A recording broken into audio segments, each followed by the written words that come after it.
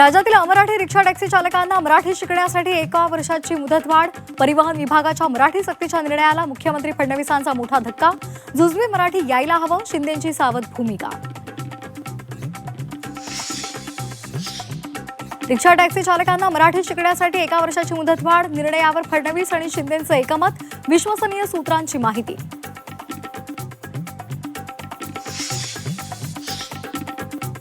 मुंबई महापालिकेमध्ये लवकरच शिंदेंच्या शिवसेनेचा महापौर बसणार. महायुती समन्वय समितीमध्ये 1.25 वर्षासाठी शिवसेनेला महापौर पद देण्याचं भाजपचं आश्वासन. सूत्रांची माहिती. महापौर रितू तावडे यांनी मुख्यमंत्र्यांची भेट घेतली. मुंबई भाजपमधल्या अंतर्गत वादाच्या पार्श्वभूमीवर भेट.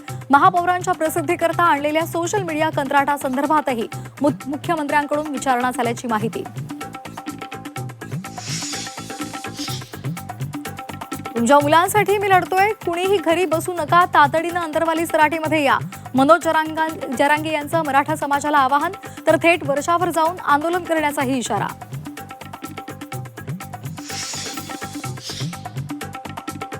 जरांगे आणि सदावर्ते यांच्यामध्ये पुन्हा एकदा वाद पेटण्याची शक्यता. गुणरत्न सदावर्ते जरांगेंच्या मुंबईतल्या संभाव्य आंदोलनाविरोधात आज तक्रार दाखल करणार.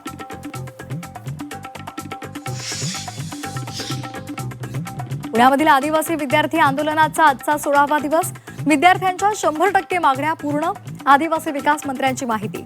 तर विरोधी पक्षाच्या राजकारणाला विद्यार्थ्यांनी बळी पडू नये, उईके यांचं आवाहन. शिक्षक भरती प्रक्रियेमधील निवड यादी जाहीर. 13,000 जणांचं शिक्षक होण्याचं स्वप्न पूर्ण. मुलाखतीशिवाय 13,119 उमेदवारांची निवड. राज्यामधील 53,000 बहिणींची ओवाळणी हुकली. विविध कारणांमुळे जुलैचं अनुदान मिळालेलं नाही. वयाची मर्यादा ओलांडलेल्या महिलांची संख्या अधिक.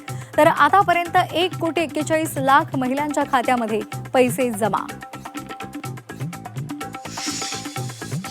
आज राखी पौर्णिमा, पण यावेळी तू सोबत नाहीस. अजूनही वाटतं तू अचानक येशील आणि राखी बांधून घेशील. सुप्रिया सुळेंची अजितदादांसाठी भावनिक पोस्ट.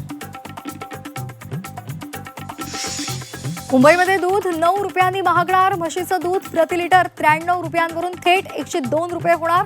1 सप्टेंबरपासून नवे दर लागू होणार. सोशल मीडियावर ट्विटरचं कमबॅक. एक्सला टक्कर देण्यासाठी नवा प्लॅटफॉर्म Twitter.now असं या नव्या प्लॅटफॉर्मचं नाव.